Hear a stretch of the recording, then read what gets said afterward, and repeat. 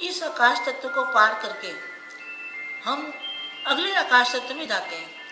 वो आकाश तत्व इस आकाश तत्व के पूरे ब्रह्मांडों से भी डबल बड़ा है और इसमें अथाह शक्तियां हैं। फिर हम इससे आगे दूसरे ब्रह्मांड में जाते हैं तो दूसरा ब्रह्मांड उस आकाश तत्व से भी डबल उसका आकाश तत्व है और उससे भी सूक्ष्म है। सूक्ष्म में ज्यादा शक्ति होती है, सूक्ष्म में ज्यादा पावर होती है और जो इन आंखों से नहीं दिखता उसमें वही सत्य है। फिर हम आगे बढ़ते हैं और फिर हम दूसरे ब्रह्मांड को भी पार करते हैं। फिर हम आ जाते हैं तीसरे ब्रह्मांड में। तो तीसरे ब्रह्मांड में क्या है? तीसरा आकाश तत्व है।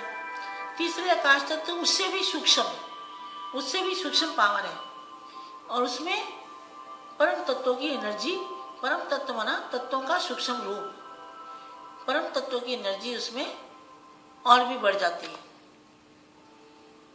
और हमें हल्कापन महसूस होता है। जितनी आत्मा हल्की होती जाती है उतना उसमें पावर ज़्यादा आता है और जितना भारी होती है उसमें ताकत कम होती है।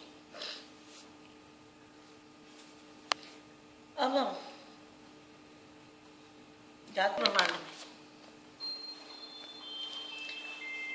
जो आत्मा का परम तत्व, वहाँ के तत्वों से अगर आत्मा की अटैचमेंट होती है तो वहाँ की पावर आत्मा के अंदर एनर्जी आने लग जाती है।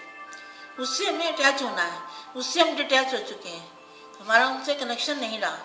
तो ऊपर से कनेक्शन जोड़ने में हमारी आत्मा के अंदर एनर्जी, परम तत्व, लाइट आने लग जाती है तो हमारी आत्मा चार्ज होती है। आत्मा चार्ज होने से हमारे अंदर एनर्जी आती है, जिस एनर्जी की सारी दुनिया को आज जरूरत है।